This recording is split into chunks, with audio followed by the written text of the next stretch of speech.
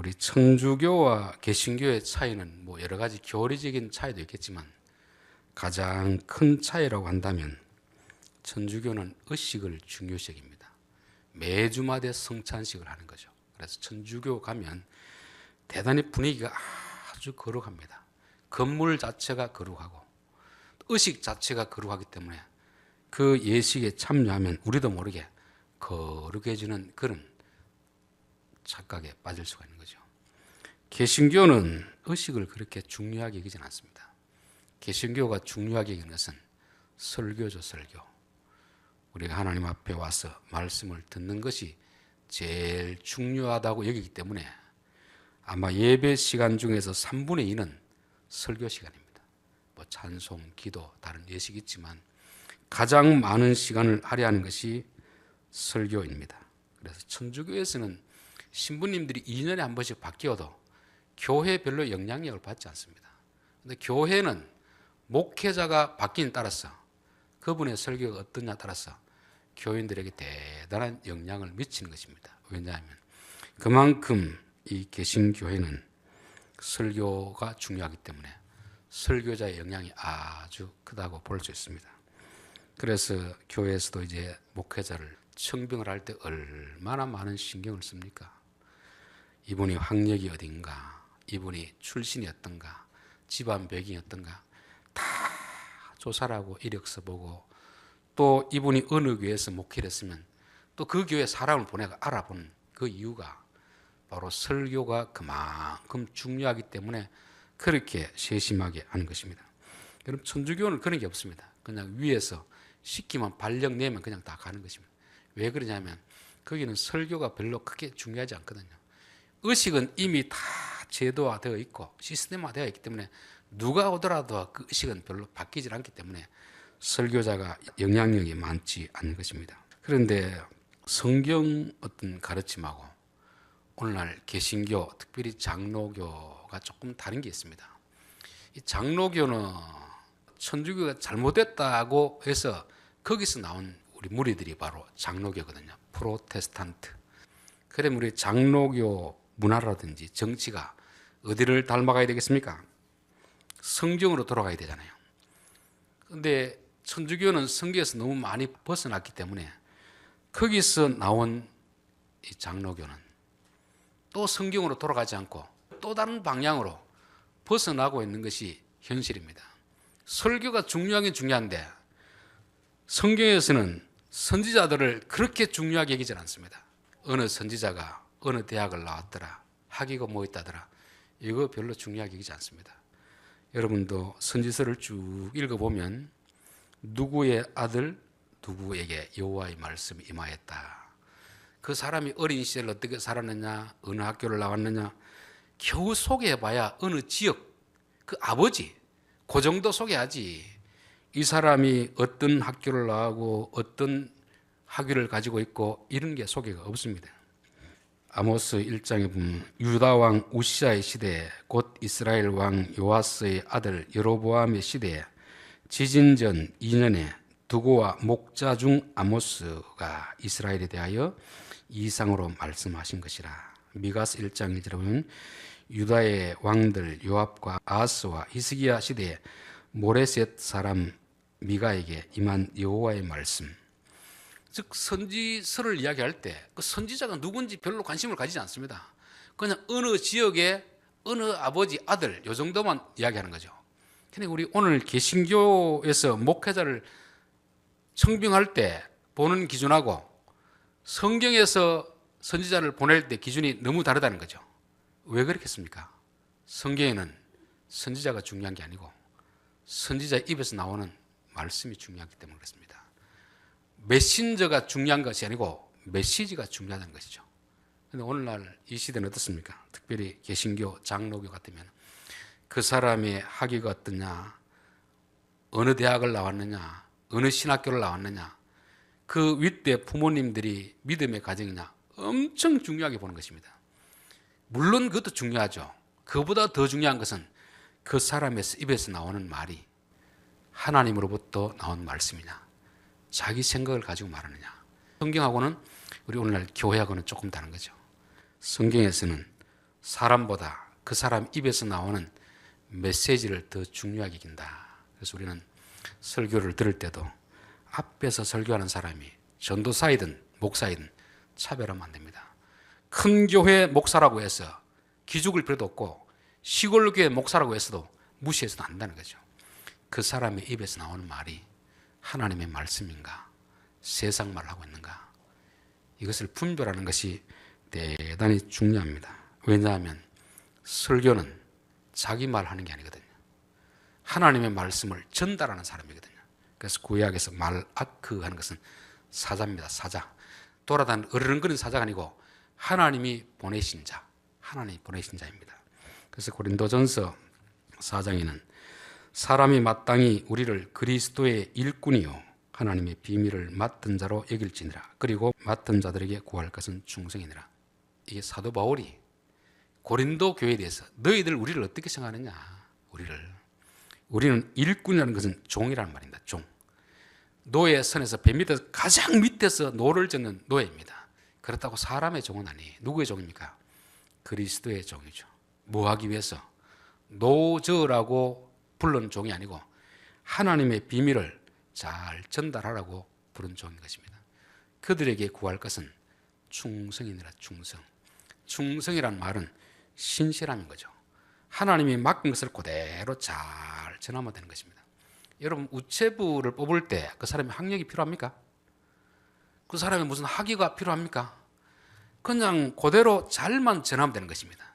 우체부가 올 때는 성적으로 내가 뽑는 게 아니고 오히려 이 사람이 얼마나 부지런한가, 얼마나 자기 일에 책임감 있는가. 오늘 배달해야 될 것 같으면 늦더라도 배달할 수 있는 그 신실함, 그 충성됨이 필요한 것입니다.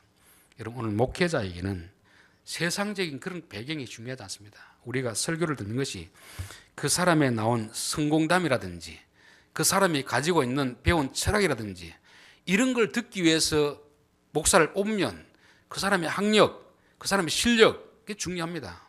교회에서는 그 사람의 어떤 철학, 그 사람의 사상을 듣기 위해서 뽑는 게 아니거든요. 하나님의 말씀을 그대로 잘만 전달하면, 그런 충성됨이 있으면 그 목회자는 제가 봤을 때 참 바른 목회자가 되는 것입니다. 그래서 성경에서는 하나님이 전한 말씀을 전하는 사람이 있고 하나님이 전하지 않는 말씀을 전하는 사람이 있다. 그 사람들을 뭐라고 합니까? 거짓 선자다. 거짓 선자. 목사는 오로지 하나님의 말씀을 전해야지 자꾸 세상 사람들, 철학자가 이런 말했다 저런 말했다, 신학자가 이런 말했다 저런 말했다, 그것은 그냥 말씀을 전하다가 조금 요 말씀을 이해하기 위해서 하는 말이지 말씀보다 그들을 더 우상적이고 그들의 말을 안 낸다 하는 거죠. 그래서 선지자는 하나님의 말씀을 전달하는 자이다. 그래서 고린도 후서에 보면 우리는 수많은 사람들처럼 하나님의 말씀을 혼잡하게 하지 아니하고, 혼잡하게 한다는 것은 기름에 물을 섞는 것이죠. 기름에 물을. 왜 그렇게 하겠습니까? 우리가 과일을 팔 때도 보면은, 요즘은 그런 게 없지만 예전에 이렇게 시장에 길가에 보면 팔 때 보면 위에는 좋은 거 해놓고 밑에는 안 좋은 거 이렇게 하잖아요. 속이기 위해서. 또 기름을 팔 때 그냥 순수한 그대로 파는 게 아니고 물을 타가지고 희석시키고 파는 경우가 있습니다. 그거는 다 자기의 이익을 위해서 말씀을 이용하는 자들 아닙니까? 오늘날도 이 시대에도 설교자들 중에는 그렇게 하는 사람이 있습니다. 자기의 어떤 명예를 위해서, 유명해지기 위해서 교인들이 좋아하는 이런저런 것들 가지고 와가지고 전달하는 그런 사람이 있습니다. 그런 사람을 거짓 선자라 그렇게 하는 것입니다. 특별히 오늘날 목회자들은 부흥을 시켜야 되기 때문에, 교회에 부흥을 시켜야 유명해지거든요. 그래야 또 자기 몸값도 올라가니까 하나님의 말씀을 있는 그대로 전하는 것이 아니고 하나님의 말씀에다가 자꾸 이런저런 것을 자꾸 섞는 것입니다. 예수 믿으면 복 받습니다. 기복주의 섞죠. 뭘 하면 복을 받습니다. 율법주의 섞죠. 또 신비주의, 기적 믿은 대로 된다면서 막 다 해주는 것처럼 이런 걸 섞으면 그냥 순수하게 말씀을 전하는 것보다 훨씬 더 인기가 있습니다. 그러다 보면 교인들이 많이 모이게 되는 것이고, 그러다 보면 유명해지면 이제 몸값이 올라가는 거죠. 그러니까 어디 교회 가면 그냥 무명으로 있을 때와 유명해지면 설교 사례비 자체가 달라지는 것입니다. 저는 목사로서 참 두려울 때가 많이 있습니다. 내가 지금 있는 그대로 전하는가, 자꾸 내 어떤 것을 나타내기 위해서 자꾸 희석시키는가. 그런 유혹이 늘 있지 않습니까? 솔직히 장사하는 사람도 그렇잖아요. 겉으로 보기에 포장도 좋게 하고 또 이렇게 좀 희석시키고 이렇게 해가지고 남기고 싶은 마음이 이게 누구에게나 있거든요. 목사에게도 이런 마음이 있거든요. 그래서 하나님 이런 유혹에 빠지지 않게 없었어요. 근데 이제 신약 시대에 오면은 잘만 전달하면 되는 게 아니고 해석을 잘해야 돼요. 해석. 왜냐하면 이 성경이 지금 우리와 시대적으로 최소한 신약은 2000년, 구약은 4000년의 역사, 시간적 간격이 있는 것입니다. 그리고 지역적으로도 지구 반대편에서 일어난 일 아닙니까? 문화적으로도 동양과 서양 문화가 차이가 있습니다. 그래서 오늘날 신약에서는 목사를 목사라지 않고 목사와 교사, 목사와 교사. 그래서 그 에베소 보면은 목사와 교사라는 것은 목사 한 명, 교사 한 명이 아닙니다. 목사이면서 교사, 목사. 그래서 목사는 목자이죠, 목자. 내가 앞서 나가면서 인도하는 자, 잘 가르치는 자, 그런 것이 필요한 것입니다. 왜냐하면 성경을 읽는다고 다 하는 것이 아니기 때문에 그렇죠. 성경을 잘 해석해 줘야 되는 것입니다. 여러분, 부모하고 자식이 좀 대화가 될 때도 있지만 안 될 때도 있잖아요. 왜 그렇게 했습니까? 벌써 한 세대니까 가치관이 다릅니다. 가치관이 다르니까 자식하고 부모하고 이야기하면 통하는 부분도 있는데 안 통하는 부분이 있습니다. 여러분, 부부지간에도 통할 때가 있고 안 통할 때가 있죠. 그 왜 그렇겠습니까? 여자가 가치 있게 여기는 것과 남자가 가치 있게 여기는 게 다르기 때문에 그렇습니다. 같은 세대를 살면서도 부모 자식 시간에 대화가 안 되고 부부가 안 되는데 어떻게 우리가 성경을 보고 이해가 되겠습니까?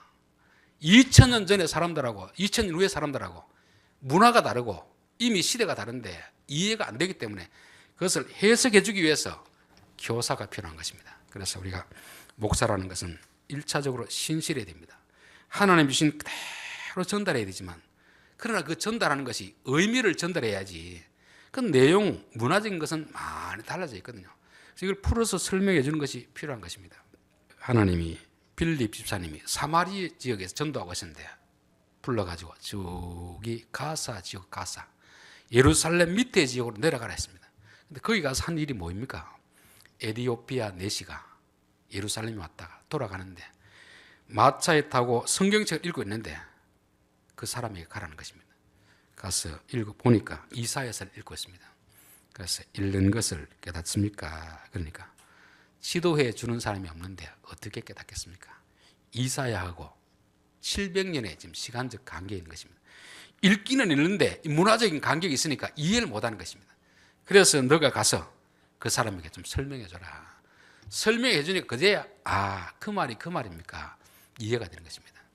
엠마오로 가는 두 제자, 그들이 갈 때 예수님이 옆에 와가지고 성경을 풀어서 설명해 주니까 그들이 뭐라고 합니까? 그분이 풀어 설명해 줄 때 우리의 가슴이 뜨겁지 않더냐. 그전에도 자기가 다 하는 이야기인데 무슨 의미인지 몰랐는데 풀어 설명해 주니까 이해가 되다는 것입니다. 그래서 목사에게 바라는 것은 신실함, 하나님의 것을 그대로 전달하는데 전달받은 자들이 시간적 간격이 있고 문화적 간격이 있기 때문에 좀 이해를 잘 못하니까 이해하도록 풀어서 설명해 주는 것이 이게 목회자의 역할입니다. 그래서 목회자가 다른 걸 구할 것이 아니고 이분이 신실한가, 이분이 그리고 성경을 제대로 잘 푸는가, 요거 두 가지만 보면 되지 더 이상 딴 거는 볼 필요가 없다는 것입니다. 또 하나 우리가 가지는 생각하고 성경이 가지는 생각은 뭐가 다르냐 하면은 우리는 설교자가 중요하다고 생각합니까? 교인들이 중요하다고 생각합니까? 말씀을 읽고 듣고 해석하는데 1차적으로는 누가 중요하죠? 설교자가 중요하죠. 근데 아무리 유명한 사람이 설교해도 듣는 사람의 마음의 준비가 안 되면 안 된다는 것입니다. 설교자가 중요한 만큼 듣는 사람이 중요하다는 것을 성경은 말씀하고 있습니다. 오늘 읽은 내용이 그것 아닙니까? 귀 있는 자는 들을지어다. 귀 있는 자는 들을지어다. 예수님 지금 씨 뿌린 자의 비유를 말씀하시고 나서 이야기했거든요. 이 이야기는 예수님이 지금 길거리 가면서 지나가는 사람에게 전도할 때 하는 말이 아닙니다. 예수님 앞에 말씀을 들으러 온 사람입니다. 그들이 어쩌면 듣고 아멘, 아멘 했을 것입니다. 근데 예수님 보니까 아멘 한 것 같은데 전혀 이해를 못한 것 같아요. 그래서 귀 있는 자는 들을지어다. 귀 있는 자는 들을지어다. 이 길을 말하는 게 아니고 뭘 말하겠습니까? 그 말씀을 깨닫느냐, 깨닫는 마음이 있느냐, 그것을 말씀하는 거죠. 그것은 예수님 앞에 앉아있던 이 사람들뿐만 아니고 오늘 이 시대도 동일하게 그런 일은 일어나고 있습니다. 우리가 어렸을 때부터 성경을 얼마나 많이 읽습니까? 설교를 얼마나 많이 듣습니까? 그런데 성경을 읽고 깨닫는 부분이 얼마나 되겠나. 예수님의 수가성 올무가 여인 앞에 갔습니다. 물 좀 주시오. 그러니까 그 여자가 뭐라고 합니까? 당신 유대 남자가 왜 사마리아 여자에게 물을 달라고 하느냐. 그 당시 풍습으로서는 이들은 서로 상종을 안 하는 그런 사이였거든요. 그때 예수님이 너가 나를 알았더라면 내게 물을 달라고 했을 것이요. 그러면 내가 내게 물을 줬을 것인데 너가 내게 주는 물은 한번 마시면 갈증이 나지만 내가 주는 물을 마시면 영원히 목마르지 아니하리라. 그러니까 그 여자가 선생님 그 물 저도 좀 주십시오. 동일한 단어를 쓰는데 전혀 다른 이야기를 하고 있는 것이죠. 씨 뿌린 자의 비유도 마찬가지입니다. 씨를 뿌리는 이야기하는 것 같지만 그건 사실 뭐를 말하는 겁니까? 하나님의 말씀을 전해서 그 말씀이 깨달아진 사람이 있고 깨달아지지 못하는 사람이 있다는 것입니다. 그러니까 네 종류의 밭이 나오는데 뭐 길가밭, 돌짝밭, 가시밭, 좋은 밭 있지만 그 네 종류 밭의 공통점은 말씀을 다 들었다는 것입니다. 그런데 한 곳에만 열매가 맺는 거죠. 한 곳에만. 그 말은 뭐냐면 듣고 깨닫는 자니. 앞에 사람들은 듣기는 들었는데 자기 나름대로는 깨달았다고 하는데 예수님 보기에는 못 깨달았습니다. 그런데 한 밭에, 이 밭은 사람의 마음이라는 거 아시죠? 교회, 그렇죠? 목사가 설교를 해도 이 교회 안에는 네 종류의 밭이 있는 것입니다. 그런데 결국 열매를 맺는 것은 한 밭이죠, 한 밭. 그 밭이 뭡니까? 듣고 깨닫는 자니. 하나님의 말씀을 듣고 깨달으면 열매가 맺히는 것입니다. 듣고 깨닫지 못하면 열매가 없는 것이죠. 왜 우리가 10년, 20년, 30년 설교를 듣는데 내 삶에 변화가 없겠습니까? 말씀을 깨닫지 못하기 때문에 그렇습니다. 성경이 말하는 것은 지적으로 깨닫는 게 아니고 정말 마음에 새겨지도록 야, 이 말씀이었구나. 이 말씀이었구나. 그 한마디 깨달아지면 한마디 때문에 사람이 변합니다. 한마디 때문에. 그런 말씀이 없으니까 열매가 없는 것입니다. 그래서 깨닫는 것이 그렇게 중요하구나. 예수님은 지금 물을 이야기할 때 물을 말하는 게 아니거든요. 이사야 55장에 보면 너희 목마른 자들아 내게 와서 마시라. 값없이 돈 없이 와서 마시라. 그렇게 말합니다. 근데 그 밑에 3절에 보면은 내게 와서 귀를 기울이고 들으라. 그리하면 너희가 살리라 그랬습니다. 예수님이 지금 물을 마시라는 것은 말씀을 들으라는 겁니까?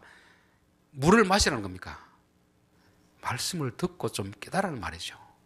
이게 이해가 안 되니까 교인들도 이해가 안 되고 목사들도 이해가 안 되고 그냥 물에 대해서 계속 이야기만 하는 거죠. 예수님이 말씀하시는 물이 뭔지를 알아야 되는데 예수님은 지금 말씀을 물로 이야기하는데 이걸 모르는 것입니다. 그냥 문자 그대로 물로 이해하니까 어떻게 깨달음이 오겠습니까? 그래서 예수님은 지금도 답답해하고 있는 것입니다. 귀 있는 자는 들을지어다. 제자들에게 어떤 말에도 너희가 아직도 깨달음이 없느냐, 아직도 깨달음이 없느냐, 그렇게 하는 것입니다. 자, 오늘도 뭐라고 합니까? 귀 있는 자는 들을지어다. 귀 있는 자는. 제자들이 예수께 나와 이르되 어찌하여 그들에게 비유로 말씀하시나이까? 대답을 이르시되 천국의 비밀을 아는 것이 너희에게는 허락되었으나 그들에게는 허락되지 아니하였나니. 여러분 설교자가 중요하다고 했죠. 여기서 설교는 지금 누가 하는 겁니까? 예수님이 하고 있거든요. 예수님이 설교하면 다 은혜를 받아야 되잖아요. 은혜 못 받는 사람이 있거든요. 하나님이 열어주는 사람이 있고 열어주지 않는 사람이 있다는 것입니다. 하나님이 마음문을 열어주면 깨달아지는 것이고 하나님이 마음문을 닫으면 안 깨달아지는 것입니다. 설교자가 중요한데 예수님이 설교해도 하나님이 열어주지 않으면 안 되는 거죠. 이게 목사의 한계입니다. 아무리 열심히 설교를 준비해도 하나님이 열어주지 않으면 헛수고 돼가는 거죠. 비가 아무리 하늘에서 많이 내려도 단지 뚜껑을 덮어놓으면 한 방울도 들어가지 않는 것과 똑같은 거죠. 하나님이 열어주셔야 되는 것입니다. 그 앞에 한 장 넘겨보십시다. 마태복음 11장 20절 예수께서 권능을 가장 많이 행하신 고을들이 회개하지 아니하므로 그때 책망하시되. 예수님이 권능을 행했다는 것은 권능만 행하는 게 아닙니다. 기적은 기적으로 행하는 게 아니고 말씀을 믿게 하기 위해서 기적을 행한 거거든요.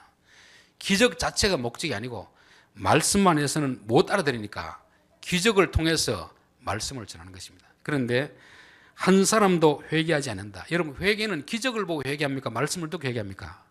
너희들 잘못됐다는 말을 들어야 회개가 되는 거지, 기적을 행하는데 무슨 회개가 필요합니까? 여기는 나타나지 않지만 권능을 행했다는 것은 회개하라는 말씀을 했던 거죠. 그래도 예수님이 설교해도 한 사람도 회개하지 않는 것입니다. 그럴 것 같으면, 우리 같으면 참 너무너무 실망이 돼야 되죠. 우리는 능력이 부족해서 사람들이 은혜 못 받는다고 생각하는데, 아니 예수님보다 더 큰 능력을 가질 수 있는 사람이 누가 있겠습니까? 지구상 앞으로도 그런 사람 없을 것입니다. 예수님이 가장 큰 능력을 가지신 분인데 그 능력을 회개도 한 사람도 회개하지 않는데 우리 같은 사람이야 뭐 회개할 리가 어떻게 만연히 있겠습니까? 그래서 예수님이 그때 25절 예수께서 대답하여 이르시되 천지의 주제이신 아버지여, 이것을 지혜롭고 슬기 있는 자들에게는 숨기시고 어린아이들에게는 나타내심을 감사하나이다. 올소에도 이렇게 된 것이 아버지의 뜻이나이다. 아버지의 뜻이나이다. 하나님의 뜻은 뭐냐면은 설교자가 바른 말씀을 전할 때 깨닫게 해주시는 것이 하나님의 마음입니다. 그런데 아무에게나 깨닫게 해주는 게 아니고 어린아이처럼 겸손한 마음을 가지고 있는 자들에게는 열어서 깨닫게 해주는 것이고, 교만한 마음, 나 다 아는데 뭐 이런 마음을 가지고 있으면 이미 마음이 닫혀있기 때문에 하나님도 어떻게 할 수가 없습니다. 하나님이 정해놓은 법칙이 그거거든요. 그래서 1차적으로 중요한 것은 설교자의 역할이 중요하다. 그러나 설교자의 역할만은 안 된다. 스데반의 설교가 베드로 설교보다 훨씬 더 잘한 설교입니다. 그렇게 잘한 설교이지만 오히려 그 들은 사람들은 마음에 찔려 스데반을 죽였습니다. 베드로의 설교는 사실 내용도 별로 없는 것이에요. 그런데 그 설교를 듣고 은혜 받고 구원받는 사람이 있는 반면 스데반의 설교를 듣고 구원받는 사람이 없었습니다. 예수님의 설교를 듣고도 한 사람도 회개하지 않았습니다. 그 말은 설교자보다 더 중요한 것은 듣는 청중이다. 듣는 청중. 듣는 사람들이 정말 간절한 마음을 가지고 하나님, 나는 진리를 사모하는데 진리가 깨달아지지 않습니다. 그런 마음을 가지고 있을 때 성령께서 그들의 마음을 열어주시고 깨닫게 해주시는 것입니다. 그래서 우리가 설교를 듣고 깨달아지지 않으면 1차적으로는 목사의 책임이 있겠죠. 깨달아지지 않도록 설교했으니까. 그런데 듣고 있는 교인들이 100명이 있으면 모두 다가 깨닫지 못하면 목사의 책임이 맞습니다. 어떤 사람은 깨닫고 어떤 사람은 못 깨달으면 목사의 책임이 아니고 듣는 사람의 책임인 거죠. 하나님은 열어주시고 깨닫게 해주시기를 원해서 목사를 보내서 설교를 하는데 누구는 깨닫는데 누구는 깨닫지 못한다. 이건 하나님도 어떻게 할 수 없는 것입니다. 내가 어린아이처럼 겸손한 마음을 가지고 말씀을 사모하고 구하느냐, 아니면 나는 다 안다고 생각하고 마음문을 닫고 있느냐, 거기에 따라서 열매가 맺히느냐 안 맺히느냐, 그 차이겠습니다. 제가 지난번에도 수가성 우물가 여인에 대해서도 말씀드렸습니다. 이 여인은 5번의 결혼은 실패하고 6번째 남편하고 살고 있는 것입니다. 저는 이게 깨달아지지 않을 때 외전에는 참 이 여자 불쌍한 사람이다. 이혼을 한두 번 하는 것도 참 기구한 운명인데 어떻게 6명의 남편을 바꿔가면서 사느냐. 그래서 이 여자는 가정에 만족하지 못하고 예배를 드리기 위해서 그리심산에 가서 아무리 예배를 드려도 은혜가 임하지 않는 것입니다. 그래서 누구에게 물어봐야 되나 싶어가지고 예수님 만나고 그랬어. 물어보잖아요. 그리심산에 가야 됩니까? 예루살렘에 가야 됩니까? 여자야, 그리심산에도 가지 말고 예루살렘에도 가지 말고 내 말 좀 들어라. 내 말. 너가 문제다. 너가 문제이지 장소가 문제가 아니라는 거잖아요. 결혼을 하고 남편을 잘못 만나면, 아내를 잘못 만나면 이혼할 수 있잖아요. 몇 번은 할 수 있습니다. 그러나 5번, 6번 한다는 것은 이건 남자들에게 문제가 있는 게 아니고 그 사람이 문제 있는 것입니다. 가끔씩 교인들이 그런 이야기 할 때가 있습니다. 다른 교회 이야기입니다. 마음에 안 들어서 교회를 옮기려고 하는데 제가 봤을 때는 교회가 문제가 아니고 교인의 문제가 아니고 그 사람의 문제예요. 그 사람은 자기가 바뀌어야 되는데 자기가 바뀔 생각 안 하고 계속 교인 탓, 목사 탓, 장로님 탓하는 것입니다. 안타깝죠. 그런 말을 못 해주니까. 다른 교회 가봐야 똑같습니다. 내 자신을 바꿔야 되는 나는 바꾸지 않고 자꾸 다른 사람 탓하는 게 이게 바로 수가성 우물가의 말이거든요. 여자여, 내 말 좀 믿어라, 내 말. 자꾸 이 사람 저 사람 말 듣지 말고 하나님은 영이시니 영과 진리로 예배하는 자. 그 말은 네 생각대로 육신대로 그렇게 예배드리지 말고 네 안에 있는 성령의 인도를 따라서 좀 예배를 드려라. 네 고집대로 남편에게 그렇게 하지 말고 남편에게 그렇게 고집 피우면서 하는데 어느 남편이 너를 좋아하겠느냐. 하나님도 똑같다. 여기가 들이든 너가 변하지 않았는데 하나님 예배를 받겠느냐. 너가 좀 바뀌라. 너의 고집대로 예배드리지 말고 하나님은 영이시니 영으로 예배 좀 드리라. 성령의 인도를 따라서 예배 드리라는 거 아닙니까? 너만 바뀌면 다 바뀐다. 너가 바뀌면 그리심산에 드리든지 에발산에 드리든지 예배는 다 받으니까 장소 탓하지 말고 남편 탓하지 말고 너가 지금 누구의 생각으로 살아가고 있냐 그것을 말씀하는 것입니다. 저는 우리 성도들이 설교를 듣고 은혜 받을 수도 있고 은혜 받지 못할 수도 있습니다. 1차적으로는 저의 책임이죠. 은혜 받지 못하도록 지루하게 설교했다든지 엉뚱한 소리 했다든지 그렇게 저의 일단 책임으로 봅니다. 그러나 듣는 성도들의 책임도 있다. 왜냐하면 성경에 예수님이 설교해도 은혜 못 받는 사람은 은혜 못 받거든요. 사도 바울이 설교해도 은혜 못 받는 사람은 못 받습니다. 스데반이 설교해도 은혜 받지 못하는 사람은 받지 못하는 것입니다. 그렇기 때문에 우리 성도들은 하나님이 은혜 주실 수 있도록 마음에 각오를 해야 되고 준비를 해야 되는 것입니다. 마태복음 7장에 보면은 진주를 돼지 앞에 던지지 말고 거룩한 것을 개에게 던지지 말라는 거잖아요. 즉 진주와 거룩한 것은 돼지나 교에게 던지지 말라는 것입니다. 거기서 말하는 개나 돼지는 개나 돼지를 말하지 않습니다. 사람을 말하는 거죠. 세상적인 것, 먹는 것에 관심만 있는 사람들, 그런 사람들이 하나님 말씀을 전해본들 그 말을 듣겠느냐. 그러면서 구하라, 찾으라, 두리라. 하나님의 진리를 좀 깨닫기 위해서 구하고 찾고 두드리는 자, 그들에게 하나님이 은혜를 주신다는 것입니다. 하나님은 주고 싶어 안달이 나는 분 아닙니까? 구하면 주시는데, 찾으면 주시는데, 두드리면 주시는데 사람들이 이걸 안 찾는다는 것입니다. 오히려 무엇을 먹을까, 무엇을 마실까, 어떻게 하면 성공할까, 어떻게 하면 부자 될까, 이것만 찾으니까 하나님이 진리를 깨닫게 해주지 않는다는 것입니다. 그래서 하나님은 간절한 마음으로 구하는 자에게 누구든지 지혜가 부족하거든, 너희들이 지혜가 부족하거든 내게 와서 구하면 후히 주시고 꾸짖지 아니하시니까 구하라는 거 아닙니까? 그래서 구하라, 찾으라는 것은 내 욕심을 구하라는 게 아닙니다. 세상 것 쪽 구하지 말고 진짜 중요한 성령을 구하라는 것입니다. 마태복음에는 구하는 자에게 좋은 것을 주시지 않겠느냐 그렇게 했습니다. 누가복음에는 구하는 자에게 성령을 주시지 않겠느냐 그렇게 됐습니다.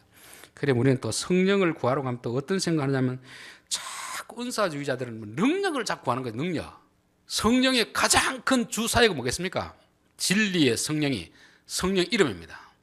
다른 능력은 부스러기이고 진짜 그분의 핵심은 진리를 깨닫게 해주는 거죠. 그래서 이 이사야 55장에 보면 목마른 자들은 내게 오라고 하잖아요. 그러면서 뭐라고 합니까? 내게 와서 귀를 기울이고 들으면, 내가 하는 말을 들으면 너희들이 살리라 했습니다. 근데 요한복음 7장에 보면 목마른 자들은 내게 오라, 똑같은 말씀하는 거죠. 근데 그 뒤에 뭐라고 하느냐면 이는 믿는 자들이 받을 성령을 말씀하신 것이라. 이사야 선지자는 물에 대해서 말하면서 그 물은 하나님 말씀이라는 거죠. 물을 마시는 것이 하나님의 말씀을 듣는 것이라고 했지 않습니까? 근데 요한복음 봐서 예수님이 뭐라고 했습니까? 성령이라 했거든요. 거기서 말할 때 성령은 능력을 주는 성령을 말하는 게 아닙니다. 16장에 보면 다락방 설교에서 요한복음 16장 12절 내가 아직도 너희에게 이를 말이 많으라. 지금은 너희가 감당하지 못하리라. 그러나 진리의 성령이 오시면 그가 너희를 모든 진리 가운데로 인도하시리니 그가 스스로 말하지 않고 오직 들은 것을 말하며 장래 일을 너희에게 알리시리라. 성령의 능력을 말하는 게 아니고 물은 말씀입니다. 말씀을 듣는데 깨닫지 못할 때는, 듣기는 듣는데 깨닫지 못할 때는 진리의 성령이 오시면 너희들이 예수님이 전하는 말씀이 깨달아지게 하리라. 진리의 성령이니까. 우리가 말씀을 듣고 진리가 깨달아진다는 것은 지금 우리 안에 누가 역사하고 있는 겁니까? 성령님이 역사하는 거죠. 성령님이 역사할 때 우리는 비로소 열매가 맺히기 시작한 것입니다. 저는 우리 성도들이 신앙생활하면서 다른 것 구하지 마시고 하나님 예수를 아는 것이 내 평생 소원이 되게 하옵소서. 내 평생. 그 예수를 아는 것은 뭐 기도원에 가서 뭘 은사 받고 한다고 아는 게 아닙니다.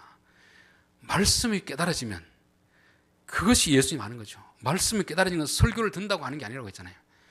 간절히 사모하는 자에게 진리의 성령께서 우리 안에서 깨닫게 해주시니까 우리 안에 성령이 가장 확실하게 역사하는 증거가 진리가 깨달아진다는 거거든요. 저는 이걸 알지 못했을 때 자꾸 은혜 받는다고 하면 어디 기도원에 가서 능력 받아야 그 은혜 받는 줄 알았습니다. 능력을 받아야 성령이 내게 임하는 줄 알았습니다. 그래서 성령 체험 이해하면 다들 뭐라고 합니까? 뭐 방언 받고 예언 받고 신유의 은사가 있으면 성령의 은혜가 임한 것이고 말씀이 깨달아지는 것은 성령과는 무관하게 이야기하는 거죠. 여러분 진리의 성령께서 말씀이 깨달아지는데 이보다 큰 역사가 어디 있겠습니까? 장로교 교회들은 그런 은사를 받지 못했다고 해서 내가 결코 열등한 존재가 아니다. 그들보다 우리가 어떻게 보면 더 귀한 것을 가지고 있는 것입니다. 진리의 말씀이 깨달아지는 역사가 있는가? 여러분 우리에게 가장 중요한 것은 말씀을 듣고 깨달아지는 것입니다. 그 깨달음을 통해서 예수님 이런 분이구나, 하나님 이런 분이구나, 그분을 알아가는 것이 우리의 평생 소원이 되어야 될 줄 믿습니다. 기도하겠습니다.